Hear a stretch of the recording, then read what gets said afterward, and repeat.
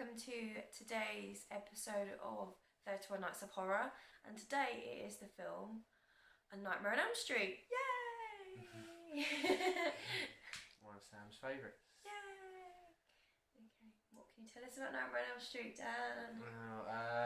Nightmare on Elm Street is about a group of children who have nightmares about a man in a stripy jumper.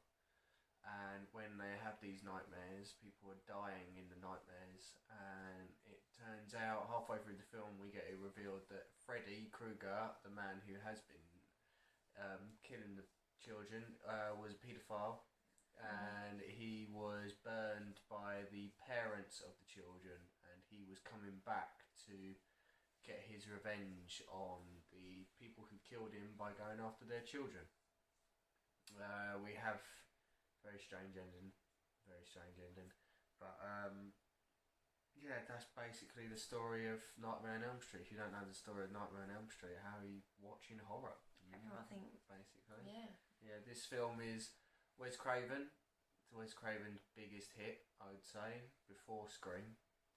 And also is the first ever thing that Johnny Depp acted in, ever.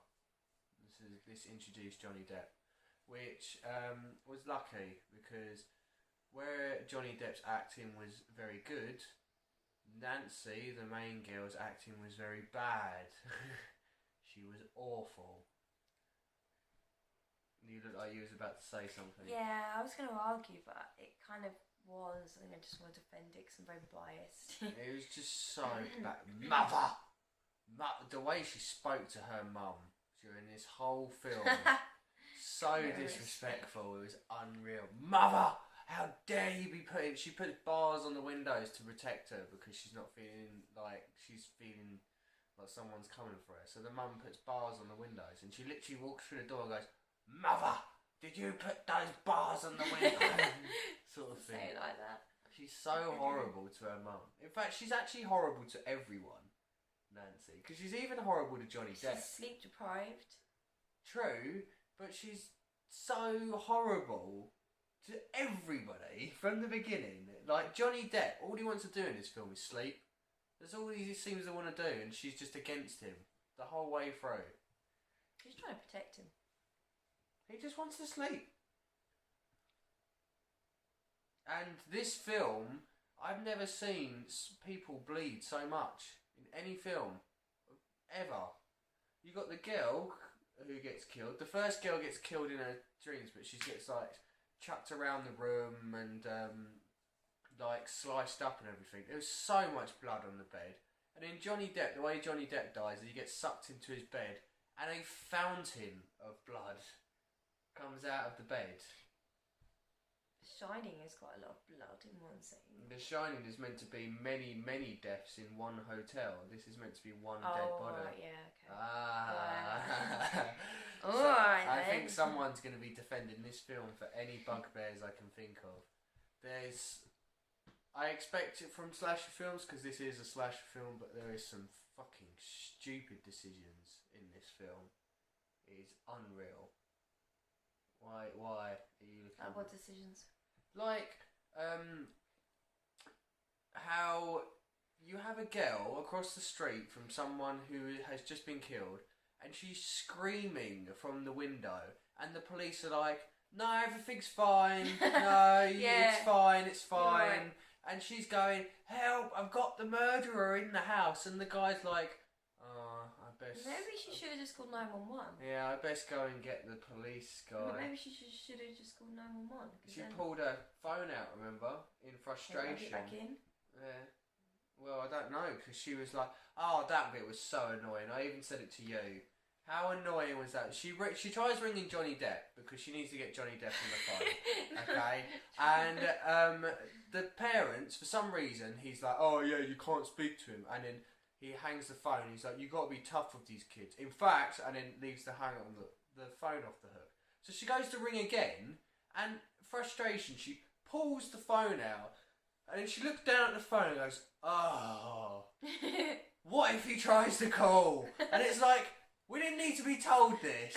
We're not fucking stupid, okay? We don't need to be told the reason why you're frustrated for pulling your phone out of the wall. Okay? You just don't treat me like an idiot. Because that's what that film did. Okay? It's like Nightmare on Elm Street. When someone says to me, horror movie, it's the first one I think of. That and Halloween. But yes, this is true. It is of all like the ultimate complaints horror I have, you know, everyone should have seen Nightmare. I don't mind watching Nightmare, especially number one. It's a fantastic idea. The idea that somebody can get you in your dreams, because we all dream. You know, we all have nightmares. If you say you don't ever have nightmares, then you're lying. And it's just, I don't know. It's horrible. It's like it's one of the only horror movies that I love watching so much, and yet I will regret weeks later, because I will have a nightmare now probably. Brilliant. I will probably dream of Freddy, and but that's why it's so brilliant, because it's so different. No, I've talked about it in other videos, but you've got just your normal serial killers and stuff, but the idea of it getting you in your dream where no one can help you. Although I love, and it goes more into it in the third one, Dream Warriors, that if you hurt yourself or if you shock yourself in your dream, you wake up, and she does do it in this film because she burns herself. Yeah. But that's actually real. Oh, yeah. Freddy's not there. No. But if you shock yourself while you're actually dreaming, then you will actually wake yourself up. Yeah, because you can't get hurt in your dream. Yeah, but still. Yeah. But your brain goes, crap, wake up. It's good. I didn't like the ending, like the fact that she's like, you're nothing. I'm not giving you any energy, and somehow that defeated Freddy, which we find out doesn't defeat Freddy, because we sort of like go into that. She is the stupidest girl in the world, okay? She literally has just had all this shit happen to her, and then she steps out of her door, it's very foggy, and her mum is like a completely different person. She's alive. Yeah, she's alive. We've just seen her get eaten by a bed, you know, but she's alive now all of a sudden. And all the way through the film, she's an alcoholic. She sort of comes out all smiles, going, oh, I had a lovely sleep. I think I'm going to stop drinking the alcohol now.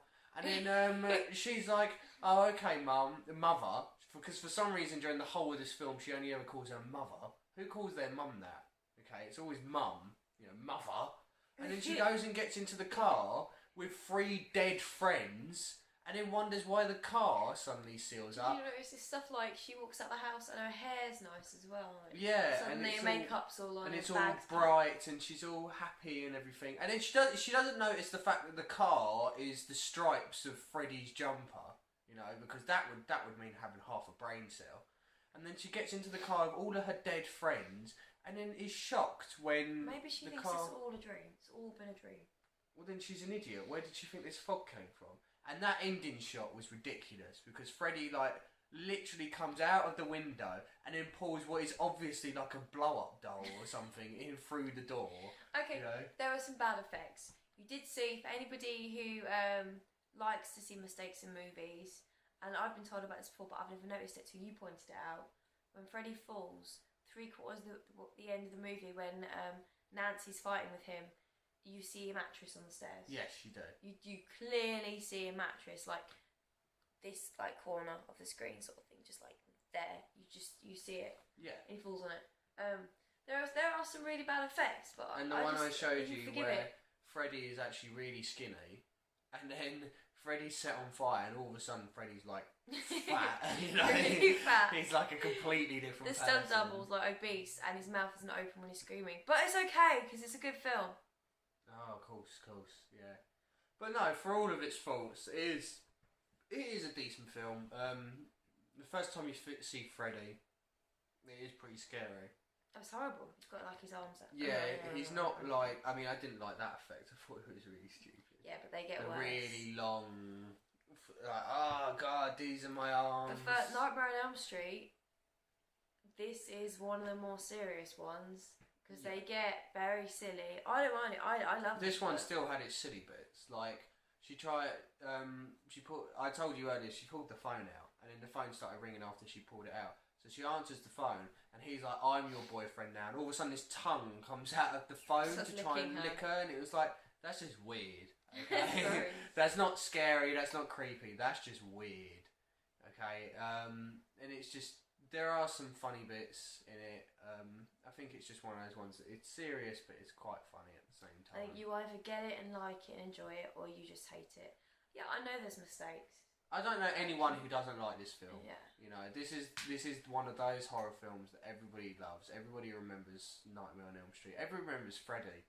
Freddy is that sort of iconic horror villain that everyone knows. If you see the colours red and green together, I think Freddy.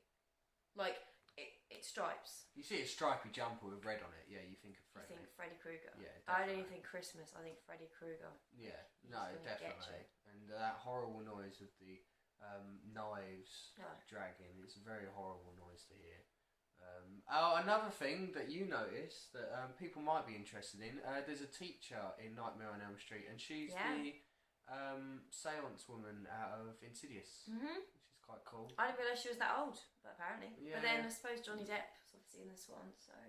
Yeah, you could. I mean, if you definitely take something out of the film other than this is a really good horror film, it's that Johnny Depp is very talented. Johnny Depp is easily the star of this film, other than Robert Englund, who plays Freddy. He'd be.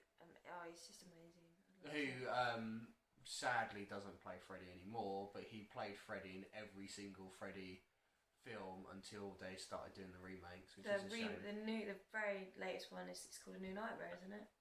Or was that one of the No, originals? that's one of the originals. I think that's like the Was fourth it just or fifth one. It's just a remake It's just of a Nightmare on Elm Street, and it's not completely Robert different. Englund. Yeah, and it's terrible. I really found awful. we shouldn't really go into we're talking about this one, not the remake. No. But the remake I found scarier in a way because there's no humour and he actually just looks like a Burns victim. But other than that, I didn't enjoy it because it's not the Freddy Krueger that we know. No, we all know Robert Englund as Yeah. Freddy, and that's always nice. I mean, we've had many different Jasons, and we've had many different Michaels and stuff like that, but we've always had one Freddy. The same as we've always had. I don't think they've changed the voice, so we've always only ever had one Chucky. You know, it's nice to have that continuity during it. Yeah. But when it comes to this, I think I'll give it a 7. Definitely a 7. I mean, for all the faults that it has all those other good bits. I mean, Johnny Depp is brilliant in this film. The deaths are pretty good. It's really creepy, and you've got that really creepy song to sort of end it as well. Yeah. And it's just... it is a very good horror film. It is one of those ones that I'd want to watch. If you're sitting down for a slasher fest, it should be the first one you watch. If you're going to show somebody some horror movies, Yeah. this is the one you show them. I mean, the fact that Friday the 13th is just as famous as this is a crime, because Friday the 13th is awful. This is actually a very good horror movie that, yes, it's aged. It's obvious that it's aged, but it's just... It has that 80s charm though, doesn't it? You can tell it's... Yeah, you can tell it's an 80s film, but it's one that... It's just... I don't know how to describe how it's good, but it is just one of those good films that you know is good despite the faults in it. What do you give it? And winning the bet is more than 7. I'm actually going to give it 10. Oh, whoa. Because it's, Remember that she had to be coerced into giving The Shining a 10. Yeah, The Shining is an amazing movie. This is different because I do feel like I do need to kind of explain myself. I love it. I just love it. I think it's a brilliant film. I love the idea of it. The characters are great. And it's just a really good... I like the series. I give the series a 10, basically.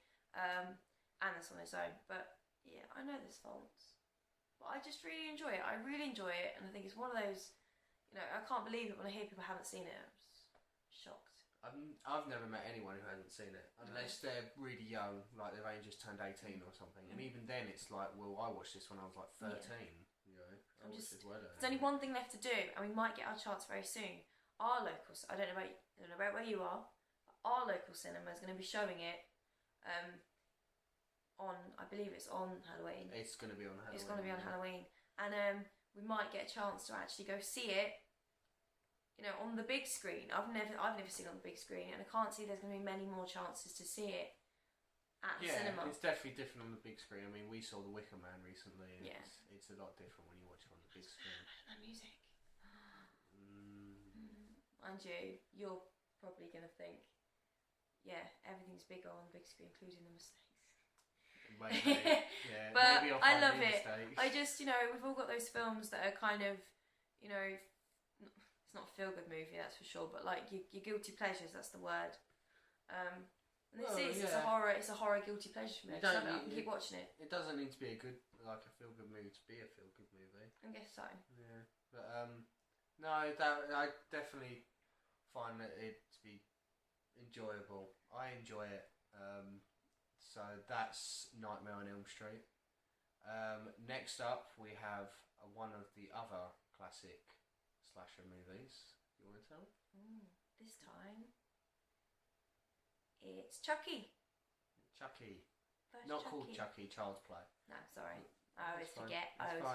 But yeah, we're moving from one famous one very slasher. scary to a very small one. Yeah, It's a very probably tiny slasher. I mean, we're not going to go too much into the review because that's for tomorrow, but one that I think we both agree is a very underrated horror classic. So please watch it.